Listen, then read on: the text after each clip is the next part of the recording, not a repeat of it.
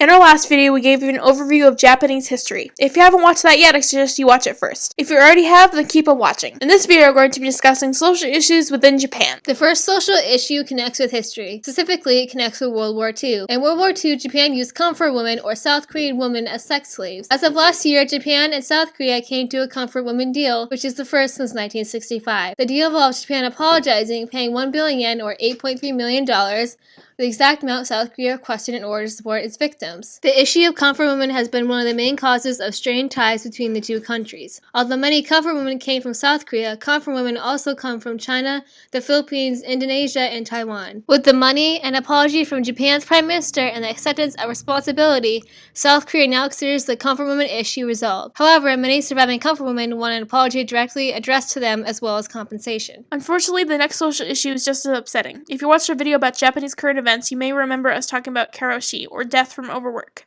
Recently, a manga showing the mindset of someone that has been overworked has gone viral, with the manga having been retweeted at least 131,000 times. The author and illustrator of the manga, Kona Shiomachi, told the Japan Times that people who are overworked are unable to make rational decisions. For people who are overworked, they have trouble deciding to change jobs and tend to stick in a cycle of negative thinking, which can lead to suicide.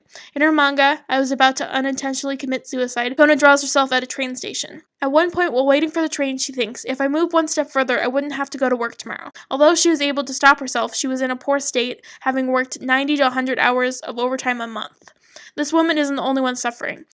A white paper on karoshi released in early October found that 22.7% of workers in 1,700 businesses studied were working at least 80 hours of overtime per month, which is considered the threshold for karoshi. Similarly, statistics in the police report shows that almost 2,000 of the 24,000 reported suicide cases last year were work-related. With the labor standards law having no cap for overtime, people like lawyer Daisuke Sakuma feel that the problem won't be solved until there is a cap placed by the government. According to Sakuma, it is common for major companies to make employees perform close to 100 hours of overtime per month, with some of it not being recorded.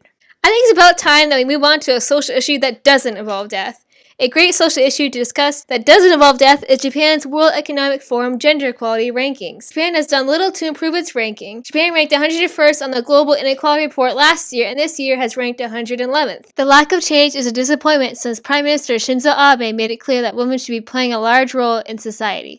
A key element in the country's rank drop is a gender gap for professional and technical workers. Last year, Japan ranked 106th for economic participation and now ranks 118th. However, there is some good news. Japan has made some improvement in reducing the gender gap in fields such as women's representation among lawmakers and managers. Also, Japan managed to rank high in areas of health and survival. Overall, the report that ranks 144 countries has concluded that East Asia and the Pacific has managed to close the gender gap by 68%. Another important social issue involves the bullying of LGBT kids. LGBT students who report bullying to school officials aren't guaranteed help, with the staff response depending on the staff's personal opinion on sexual orientation and gender identity. According to the Human Rights Watch, even though there are official statements that argue this, students in Japanese schools are often bullied due to things like policy gaps, inadequate teacher training, and for having a certain sexual orientation or gender identity. Additionally, the Japanese government does not have effective anti-bullying policies that highlight the vulnerabilities of LGBT students. Students who wish to learn more about gender and sexuality have difficulty finding information from official sources such as school libraries. School libraries tend to have little to no information. Even when there are books, some books are misleading because they state that gender identity is a mental disorder. In all honesty, these social issues are difficult to sum up. I highly suggest you read our sources since we were only able to give you small bits and pieces of the information. Due to these social issues being so complicated, we cannot discuss them further without going over 5 minutes. I hate to be repetitive, but you should really check out our sources.